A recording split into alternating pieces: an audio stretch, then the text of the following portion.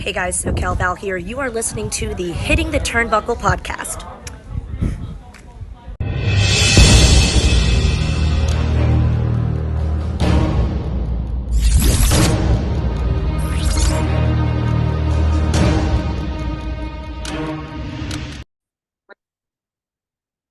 It's Monday morning, guys.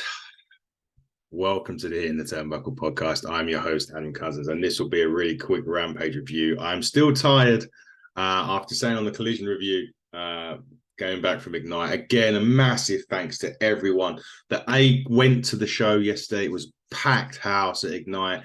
The talent were unbelievable. Talk about swinging and hitting. They knocked it out of the park last night. Big thank you to everyone, the talent, the fans that all turned up. We can't wait to return back home in February for Curtain Call. Your tickets are already on sale, but they're going already, which is not a surprise after last night. We talked to some new fans that showed up. First time they Googled local wrestling events. They found Ignite. They're coming back. It's going to be great. But enough of that. For now, let's talk Rampage. It aired live this week on a Friday. It was headlined by El Hijo del Vikingo and Komander versus FTR. But anyway, the first match was Ricky Starks and Preston Vance of LFI. There wasn't much to the match, and I think Preston Vance is still finding his footing a little bit in his return to AEW with LFI. Ricky Starks picks up the win with a spear on this one, but it did have a bit of help from Big Bill, who distracted Vance. It was fine after this. They jumped Preston after the bell, but the rest of LFI come down to make the save. So, yeah, I feel as if this one, it was okay as an opener. It was fine. Just wasn't a lot to it, but does make up starts for Full Gear where they've got that big tag title match, as we all know. Chris Jericho was backstage with Renee Young. Now, he takes on Konosuke Takeshita in Japan this week on Sunday. I believe he tapped him out, actually, to be quite honest, from what I've been reading. So it's interesting. He did say that Takeshita was one of the best wrestlers in the world, but Jericho will get his revenge, and it looks like he did. So well done. Don Callis was with Lexi Nair. Prince Nana is talking to Don Callis and wants to throw a fourth, as Lexi wants to know who the fourth member of the team is. Guevara is on the shelf. So Don Callis has rented the services of Brian Cage for the street fight, which I believe is happening on Dynamite this week. So Brian Cage will join a Don Callis family for one night.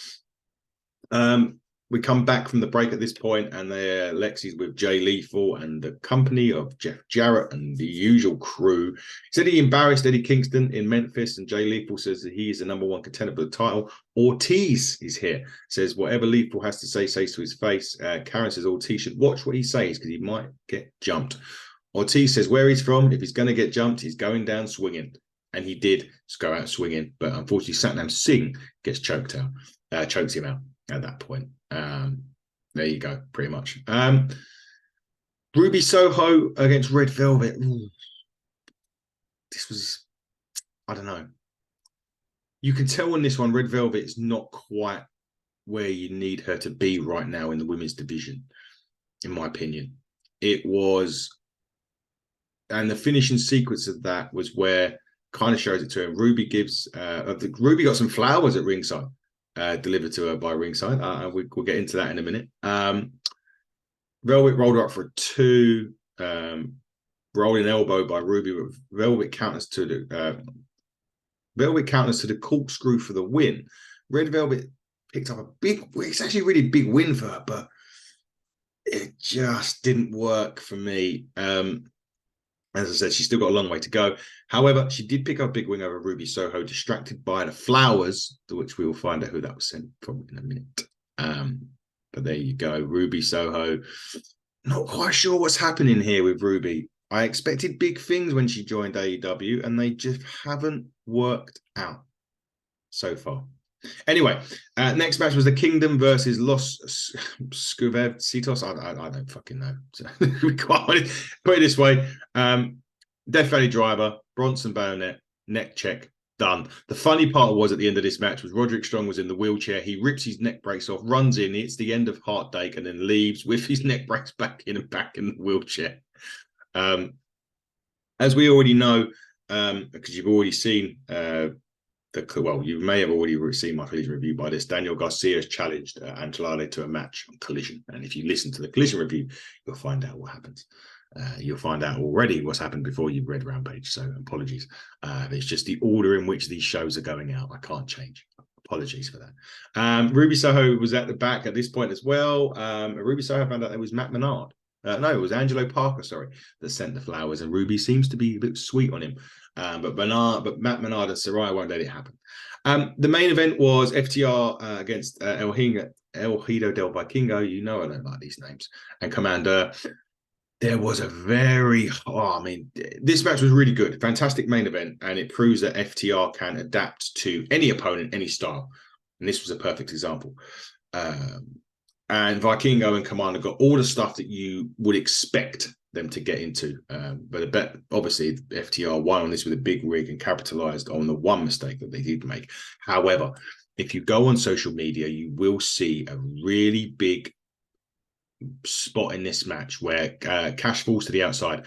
Vikingo flies with a suicide dive, but Cash redirects him and goes head first into the announce table, into the side of the announce table. It is a sick bump. But as you can imagine by this, there was 450s, everything you can imagine that of these two guys. If you've seen Vikingo, you've seen Komander, and you've seen FTR, you know exactly what you're going to get with this match.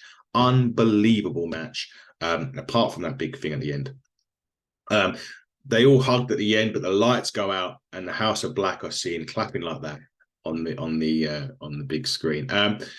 This was what, to be honest, apart from the main event, it really felt like just a meh episode really of the show. But you know, it was supposed to be a live special, and I think choosing Red Velvet and Preston Vance for a live special, perhaps they need to rethink that going forward. But the main event absolutely delivered massively for this on this show. But nevertheless, it was still an okay episode of Rampage. Just definitely go out your way to watch that FTR match with Vikingo and Komander. Guys, this has been the really quick Rampage review show. We are back with episodes dropping left, right, and center this week. As always, we're going to be back on the money with it. But this has been the Hitting Turnbuckle podcast. Enjoy your Monday. Videos are being dropped all day. This will probably be the full video by the time that you, if you listen to them all, this will be the full video of the day. So there you go, guys. But enjoy your Monday. We're back later with an Ignite review show from the incredible show that we saw yesterday. We've got Shah Samuels coming up this week. We've got Brian Hebner coming up this week. Review shows, NWA with the lovely Fiona Lochran. Hit us up on HTT Buckle on Twitter. Hitting the Turnbuckle podcast. Follow us on YouTube. Follow us on Instagram. Subscribe to us on YouTube. You'll get content pretty much every day. But for now, everybody, I've been your host, Adam Cousins. And it's time for everybody to start work, guys. So maybe on your lunch, listen to this. You won't listen to it on your lunch because I'll be dropping it later on this evening. But guys, enjoy your Monday as much as you can. And we'll speak to you very soon. Buckle down and stay safe.